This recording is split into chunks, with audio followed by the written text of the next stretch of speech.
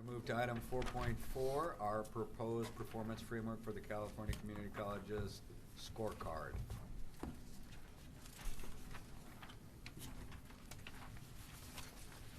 Okay, thank you, President Himmelstein, Chancellor Harris, and members of the board. Good afternoon. This is an update on the progress and implementation of our ARC Scorecard project, accountability report for the community colleges, as directed by the Student Success Task Force. If you remember, I brought this item to the board meeting in San Diego where I gave kind of a theoretical outline of what it was we were going to do, and at that time I was directed to come back and put a little more flesh on it and add some numbers to it to give you an idea of what this is going to look like.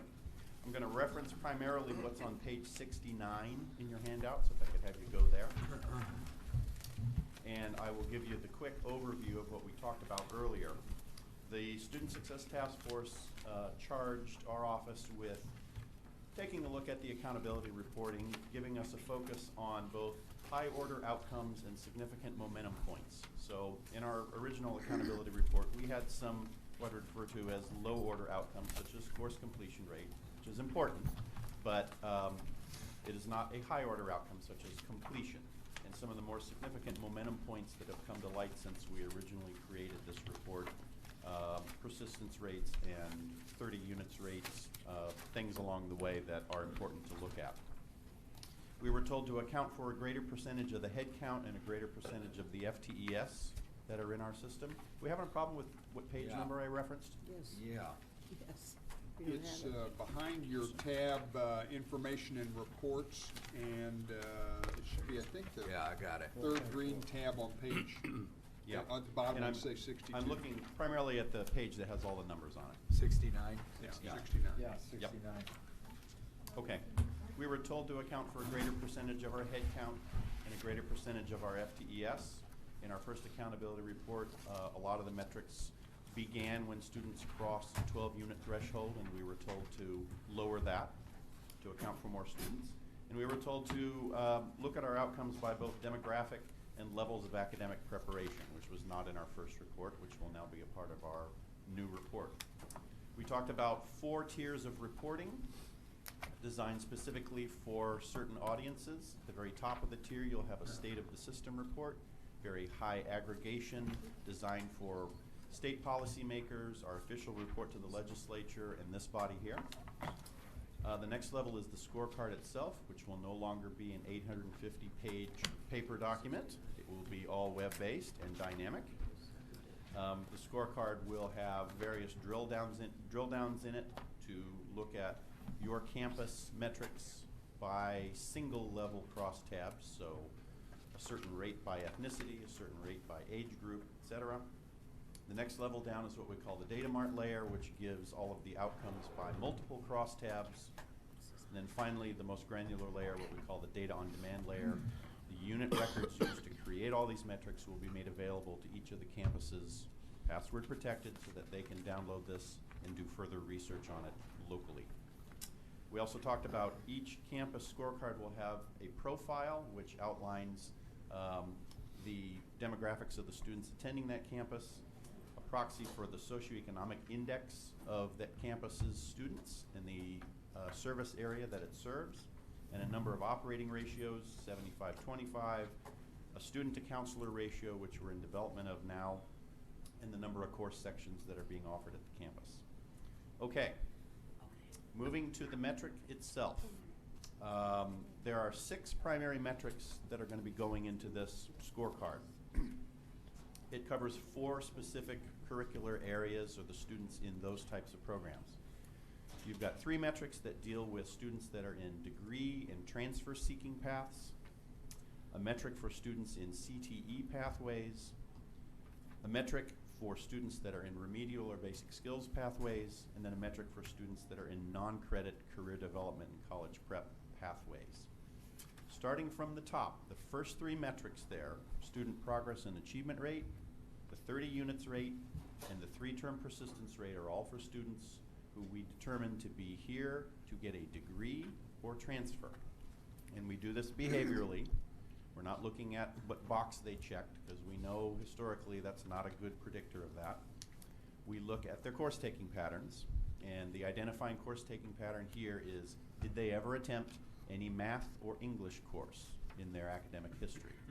It used to be that they had to have attempted a degree or a degree applicable or a transferable math or English course, and we're changing that now to any, whether it be remedial, collegiate, any math or English course gets you into this cohort. It used to be that it was 12 units to get into the cohort, and now it is 6. So we have lowered the bar. First metric we're looking at here is, did they persist for 3 contiguous terms after beginning their student academic career? You'll notice in these rates that we're now breaking them down by collegiate and remedial, okay? This is based upon whether the student ever took any remedial class or whether they took no remedial classes. Obviously, the remedial group is much larger than the collegiate group, and they have different outcomes and properties. You can see that for the students in this cohort, about 2/3 of them persist for 3 contiguous terms after starting their academic career. Interestingly enough, those that are at a collegiate level, 62%. If they come in remedial, 67%. So students who are in remedial programs to start off with, much more vigorous in their pursuits for first 3 terms than the collegiate students. The next momentum point is, did they achieve 30 units? Roughly 2/3 of them achieve the 30-unit rate. This is where you begin getting disparity between collegiate and remedial. About 70% of them at a collegiate level achieve 30 units, about 65% of them at the remedial level reach 30 units. And then finally, the highest order outcome of this group, did they, within 6 years of starting, earn a degree, any type of certificate, any transfer to a 4-year institution within 6 years of starting? This has the greatest disparity in number. Overall rate is right around 50. If you come to us at a collegiate level in aptitude, about 70% of the students get one of those outcomes. If you come to us remedial, about 40% of the students get that type of outcome. So this now becomes a good illustration of where the loss points along the way, right? In this case, a lot of them persist to 30 units, but we lose them at after that point, and they're not ending up getting the degree. Separate metric here for students in CTE pathways. The behavioral marker here is, do they take 2 CTE courses in the same CTE area? This group, same set of outcome properties, roughly about 54% of them get a degree, a certificate, or transfer within 6 years of starting. So a little bit higher percentage than the degree and transfer group. The remedial student pathways we separate out into English, math, and ESL. If you're looking at the overall rates for math and English, it's about 36% of students who take any type of remedial course eventually complete the entire sequence, okay? We no longer have a move-up rate. It is entire sequence or bust. Broken down now, you look at it, depending on where you start, this rate can have a lot of variance. If you're only starting 1 level below in English, 56% making it through. If you're starting 4 levels below, 24%. Similar figures in math. The ESL rates slightly lower. There are more levels in ESL, and the ESL level here is pegged to moving into collegiate English as well. Finally, you've got the CDCP program completion rates. This is, did a student take any 2 CDCP courses? And these rates are maturing over time because this is a pretty new program. They're just now getting themselves into reporting the awards and CDCP. Non-credit has a harder time collecting Social Security number, makes them harder to track. But those numbers over time should go up as those cohorts mature. We've done some preliminary analysis on this. We're now tracking roughly over 90% of the FTES generated in this system are being accounted for with these 6 metrics.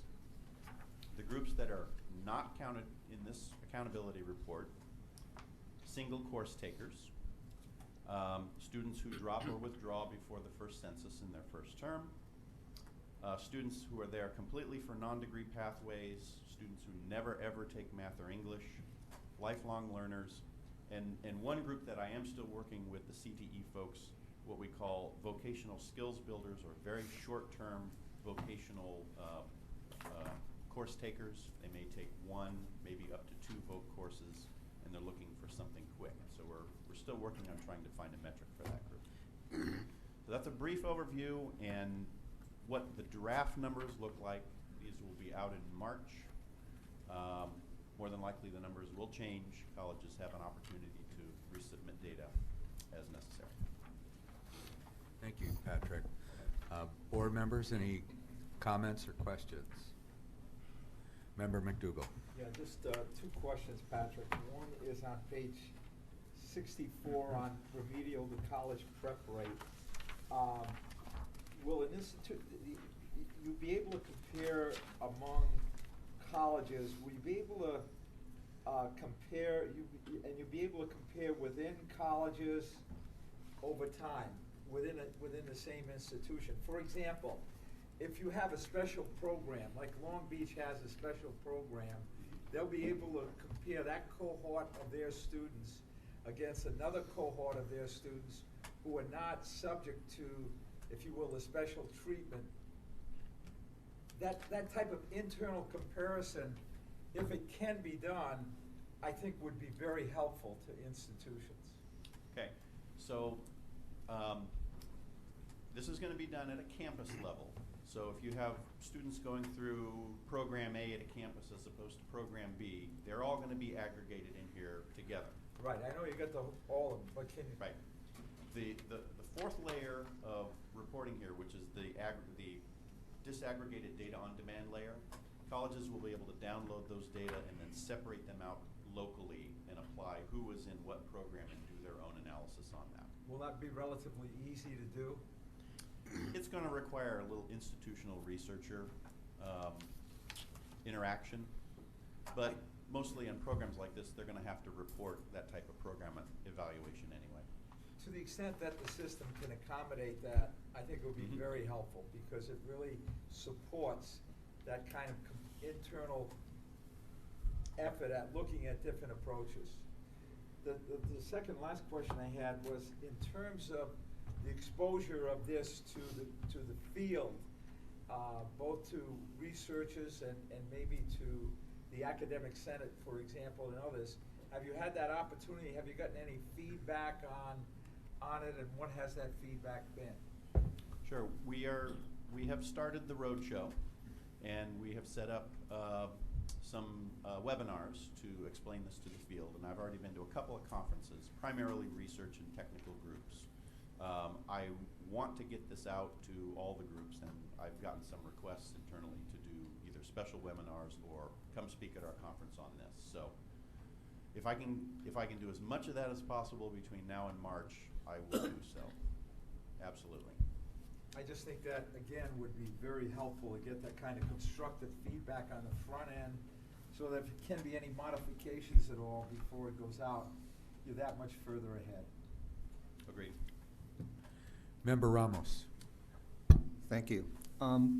So I note that the data that we're looking at here is pretty dated, going back to 2003 and ending in 2006.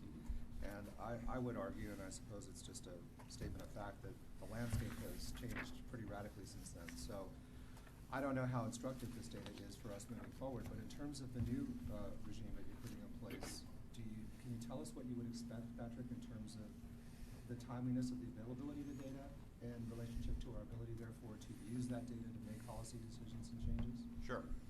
And very good question. In the State of the System report, metrics that are what I refer to as annual volume metrics, such as how many transfers this year, how many awards this year, those will be in the State of the System report, and those will be very, very current, right? You will get the most current year.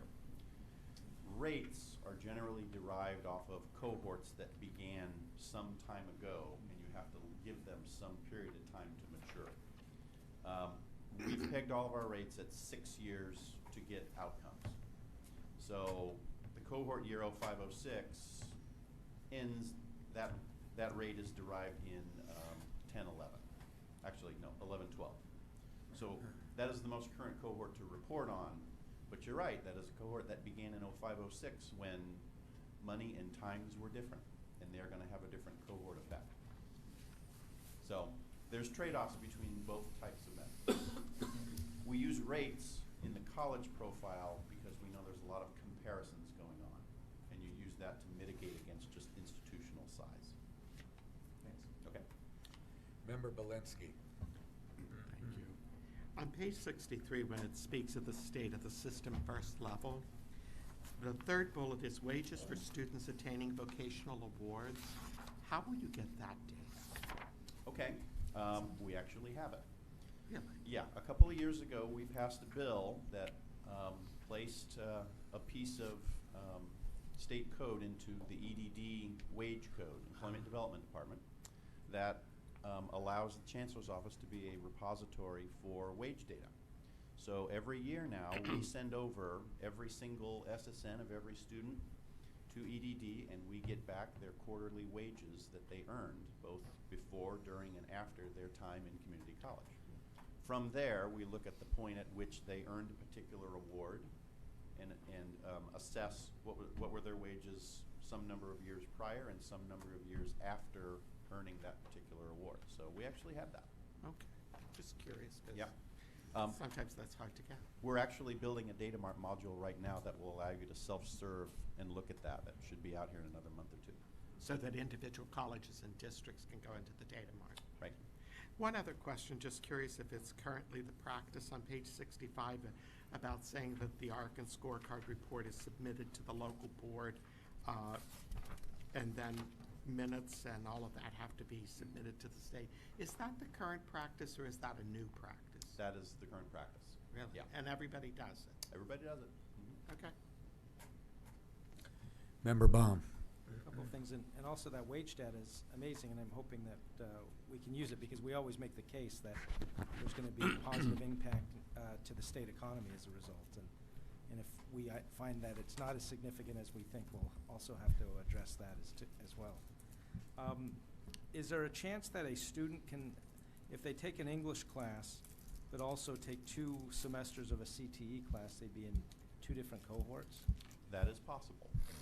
And there will be overlap between some of these areas, because a lot of the students that are in the degree path are also in the remedial path. So you're measuring in one case the efficacy of students just getting through remediation, and then in the other rate you're measuring, okay, depending on what level of remediation they started at, did they actually earn the higher order degree? So yeah, there is overlap. So we'll see some of that. And then as a resident of a local district, what will I be able to, I'll be able to look at the performance of my district, but how will I be able to benchmark that again? What will I have to benchmark that against? Primarily, you will benchmark it against your local college. It's actually a college number. Right. That college's historical performance in the past, so you will see a time series of this.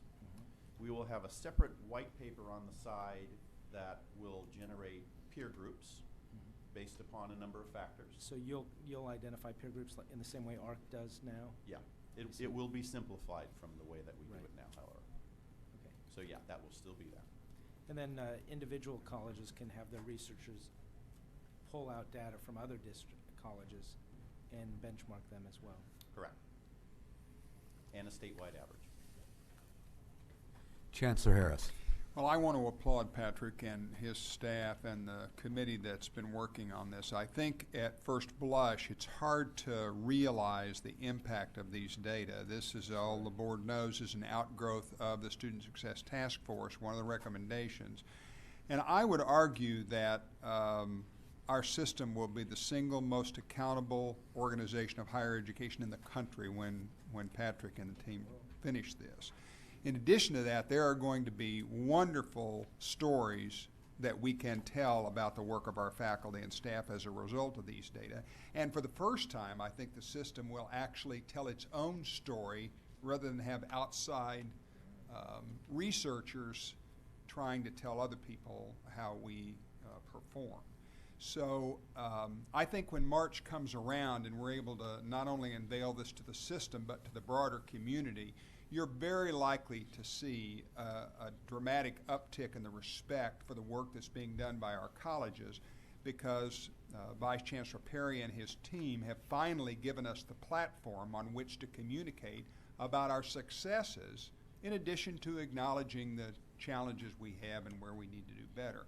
But for the first time, I think in a long time, we'll be driving our own message rather than having others drive it for us. So thank you, Patsy. Thank you, Vice Chancellor.